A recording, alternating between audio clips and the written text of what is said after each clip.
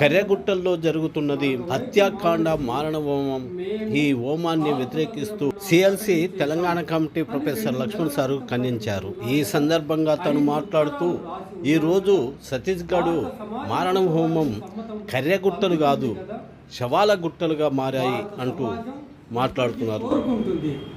భారత పాలకులు మావోయిస్టు పార్టీతో ఈ యుద్ధాన్ని నిలువరించాలని, ఆపరేషన్ కగార్ను వెనక్కి తీసుకోవాలని భారత సమాజం మొత్తం కోరుతూ ఉంది.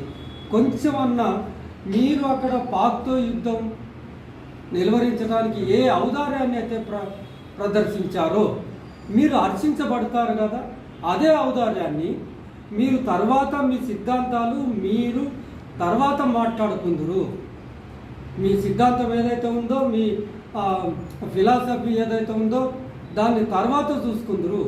వాళ్ళ ఫిలాసఫీకి మీ ఫిలాసఫీకి వైరుధ్యాలు ఉండవచ్చుగాక, కానీ 1 నెలలో 2 నెలల్లో కాల్పుల విరమణ ప్రకటించి ఒక శాంతియుత వాతావరణాన్ని నెలకొల్పే విధంగా చర్చలు జరపడానికి మీకు ఎందుకు ఔదార్యము ముందుకు రావటం లేదు?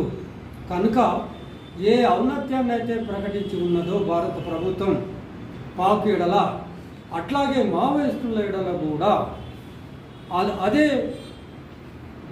ఔదార్యంతో చర్చలు జరపడం కోసం ముందుకు రావాలని, కాల్పుల విరమణ ప్రకటించాలని, ఈ పథకాలను రద్దు చేయాలని డిమాండ్ చేస్తూ ఉన్నాం. ఈ ఎన్కౌంటర్ ఏదైతే ఇవాళ నారాయణపూర్లో జరిగిన ఈ ఎన్కౌంటర్లో 28 మంది చనిపోయారని చెప్తున్నారు.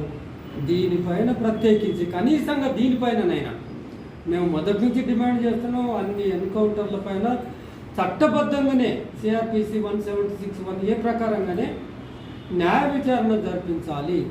ఆ న్యాయ విచారణ ఎక్కడ కూడా జరపబడలేదు. ఇప్పటికైనా నేషనల్ హ్యూమన్ రైట్స్ కమిషన్ కూడా చెప్పింది, ఏపీ హైకోర్టు చెప్పింది, ఏ ఎన్కౌంటర్ అయినా సరే అది ఆత్మరక్షణలో భాగంగా చేయబడిందని న్యాయస్థానంలో రుజువయ్యేంత వరకు వీళ్ళు దోషులే, అంతకులే, కనుక వాళ్ళ మీద అంతక నేరం పెట్టాలి అని చట్టాలు చెప్తున్నాయి. జాతీయ మానవ హక్కుల కమిషన్ చెప్తుంది. శవాలు గుట్టలు గుట్టలుగా బీజాపూర్ హాస్పిటల్లో గుట్టలు పడేసి ఉన్నారు. అది కర్రెగుట్ట కాదు, శవాల గుట్టగా బీజాపూర్ హాస్పిటల్ మారి ఉన్నది. ఆ గుట్టలుగా పడి ఉన్న శవాలను ఆ కుటుంబీకులు ఇంత దారుణ పరిస్థితులు మనం ఎక్కడ గుర్తుపట్టలేనంత, మొత్తం ఎక్కడికక్కడ పురుగులు పడి ఉబ్బిపోయి ఏమాత్రం గుర్తుపట్టలేనంతగా ఆ శవాలు పడి ఉన్న వైనంలో నిన్నగాక మొన్న ఆ ఏటూరుకు చెందిన ఆ కుటుంబీకులు చేతిపైన ఉన్న ఒక మచ్చ ఆధారంగా తన కుటుంబ సభ్యుణ్ణి రవిని తీసుకొచ్చి అంత్యక్రియలు నిర్వహించారు. ఈ పరిస్థితి నెలకొల్పబడేలా చూడటము ఎవరికి ఆనందాన్ని కల్పిస్తుంది? ఇంత దైన్య స్థితిని కల్పించే బదులు ఇంత భావోద్వేగాలకు భారత సమాజాన్ని గురి చేయడానికి బదులుగా మీరు ఎందుకు పూనుకుంటున్నారు ఈ మారణ హోమానికి?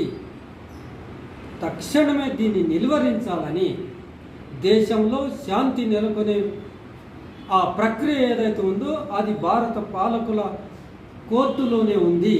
మావోయిస్టులు ఆల్రెడీ ప్రకటించి ఉన్నారు. మీరు ఒక నెలనైనా 2 నెలలైనా కాల్పుల విరమణ ప్రకటించి మావోయిస్టు పార్టీతో చర్చలు జరపాలని, దేశంలో శాంతి నెలకొనాలని. ఇది బేసికల్గా ప్రాథమికంగా అహింసా ప్రాతిపదికన ఏర్పడిన భారత సమాజం. ఇది వాళ్ళు ఎంతటి నేరస్తులైనా కాల్చి పడేయండి ఏ భారత సమాజంలోని వ్యక్తి కూడా కోరుకోడు. చట్టపరంగా శిక్షించమని దోషులను నిందితులను చట్టపరంగా శిక్షించమని కోరుకుంటాం, కానీ ఏ ఒక్కరు కూడా ఒక దోషి అని ముద్ర వేసిన వ్యక్తిని చంపేయండి అని ఎక్కడ కూడా అర్చించబడదు.